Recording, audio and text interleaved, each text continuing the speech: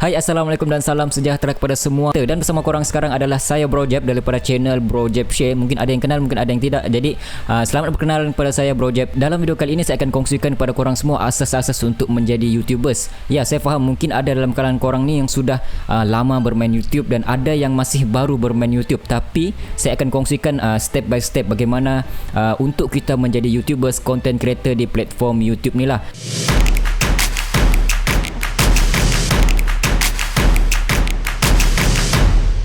So, dalam video ini saya akan kongsikan 6 asas untuk menjadi YouTubers. Yang pertama sekali adalah korang perlu buat akaun YouTube. Untuk membuat channel YouTube, korang perlu membuat satu akaun email daripada Google, iaitu Gmail. Okey, tidak bolehkah untuk kita gunakan email-email selain daripada Gmail? Bukan tidak boleh. Boleh sebenarnya untuk korang gunakan contoh Yahoo Mail, Ymail ataupun Rocket Mail, Hotmail ataupun mana-mana email yang lain. Cuma kenapa kami sarankan untuk menggunakan akaun Gmail? Ada sebab-sebab tertentu. Sebabnya pasti korang mahu membuat duit ataupun pendapatan hasil bermain daripada YouTube. So antara salah satu cara untuk korang menghasilkan pendapatan daripada YouTube adalah melalui Google AdSense. So untuk korang linkkan korang punya channel YouTube ke Google AdSense, korang perlu ada akaun Gmail. Jadi kalau korang gunakan Yahoo Mail ataupun Rocket Mail ataupun mana-mana mail yang lain, korang tidak boleh link korang punya channel YouTube tu ke Google AdSense. So di situ sudah tidak boleh korang menghasilkan pendapatan melalui Google AdSense. So itu sebab kita sarankan untuk korang menggunakan akaun Gmail. Jadi kenapa korang perlu membuat channel YouTube terlebih dahulu? Sebab korang akan ada sudah platform. Apabila korang sudah ada platform, korang akan termotivasi untuk mengisi korang punya platform. Contoh, korang membuat satu kedai. Kedai sudah ada, tapi kedai masih kosong. So korang akan termotivasi dan korang akan terfikir apa isi ataupun jualan yang saya mau letak di kedai. Sama juga perihalnya macam di YouTube. Kalau korang sudah ada platform, korang sudah ada channel YouTube tapi masih kosong, belum ada apa-apa konten, belum ada apa-apa video, korang akan termotivasi untuk memikirkan, untuk recording, untuk shooting, untuk membuat, hasilkan konten yang pertama dan konten-konten yang seterusnya. So penting untuk korang buat channel YouTube terlebih dahulu. Okey, yang kedua adalah korang perlu fikirkan niche ataupun jenis video apa yang korang mahu upload dan buat ke channel YouTube. Jadi sebenarnya kepada YouTuber yang sebelum ini bukan siapa-siapa, tidak terkenal dan tidak ada pengaruh di luar daripada YouTube, sebenarnya agak susah untuk kita mendapatkan subscriber, untuk kita mendapatkan views di YouTube. Melainkan korang membuat konten yang berpotensi untuk mendapatkan views yang banyak dan akan melahirkan dan akan generate korang punya subscriber yang organik lah. Jadi apa yang saya sarankan untuk YouTuber pemula ni, apabila mahu menghasilkan atau ataupun membangunkan satu channel YouTube, apa yang korang perlu buat adalah korang perlu mencari satu konten yang mahu dicari oleh orang lain dan pastikan yang korang buat tu adalah korang punya hobi. Sebab apa saya katakan hobi? Sebab bila korang buat konten yang bukan hobi, korang akan rasa frust, korang tidak akan rasa bersedia untuk menghasilkan konten-konten yang korang suka dan yang korang minat. Saya pasti ramai orang mempunyai hobi yang sangat banyak, bukan satu. Contoh, saya suka mancing, saya suka main badminton, saya suka main takraw, saya suka surfing internet, saya suka nonton YouTube dan sebagainya. Banyak sangat hobi. Jadi mana satu hobi yang kita perlu buat sebagai konten di YouTube? Apa yang saya boleh cadangkan kepada korang adalah korang senaraikan korang punya senarai hobi yang korang selalu dan minat untuk main hobi, dan korang boleh shortlistkan lagi. Korang saring demi saring, korang dapatkan 3 jenis hobi yang korang selalu buat dan sentiasa buat lah. Okey, contoh saya suka surfing internet, saya suka mancing, saya suka main badminton. Okey, kemudian korang buat saringan lagi, mana hobi yang saya boleh konsisten untuk buat video. Sebab apa? Sebab di YouTube ni adalah berkaitan dengan konsisten.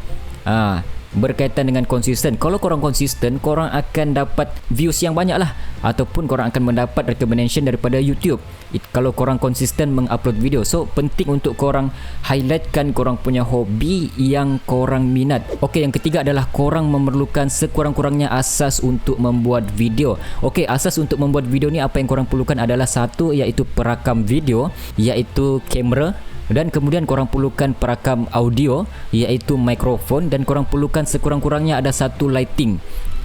Itu sudah cukup untuk korang membuat video. Okey, yang pertama adalah kamera. Sebenarnya bila korang masih baru dan tidak mempunyai apa-apa, korang tidak perlu tunggu mempunyai kamera-kamera yang mahal, yang berharga ribu-ribu dan sebagainya. Saya pasti setiap daripada kita sekarang ni mempunyai smartphone, dan smartphone kita sekarang mempunyai kamera yang canggih-canggih. Walaupun korang mempunyai telefon yang harga 500 dan sebagainya, tapi still mempunyai kamera yang sudah kita boleh katakan terbaik lah untuk membuat video dan audio yang terbaik daripada smartphone. Start daripada apa yang korang ada, dan sekurang-kurangnya korang ada perakam audio ataupun perakam suara, iaitu mikrofon. Untuk kualiti audio di smartphone ni, saya boleh katakan cukup baik sudah kalau korang merakam video di suasana yang sunyi. Jangan korang merakam video di suasana yang di luar, huru-hara, bising dan sebagainya. Memang kualiti suara tu akan drop. Tapi kalau korang boleh invest sedikit, harga dalam RM50 pun korang sudah boleh dapatkan satu mikrofon yang kualiti tip-top sudah. Yang penting korang boleh cari review-review di YouTube, mikrofon apa yang sesuai untuk disambungkan ke smartphone untuk mendapatkan audio yang jelas. Sebab apa? Sebab di YouTube ni ataupun apabila korang menghasilkan video, antara perkara penting adalah audio.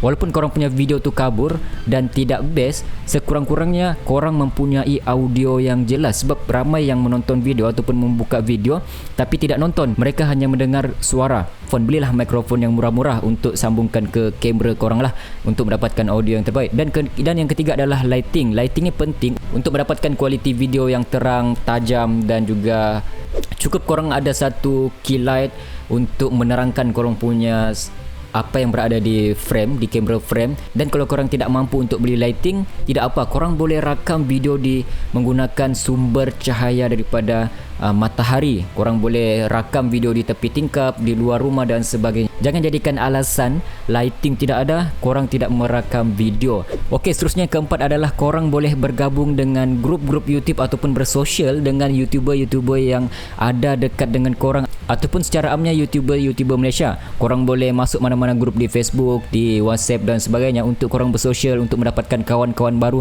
di YouTube. Sebab korang boleh mendapatkan motivasi, korang boleh mendapatkan semangat, korang boleh melihat kejayaan YouTuber-YouTuber lain, apa masalah YouTuber-YouTuber lain, dan korang akan merasakan korang tidak bersendirian.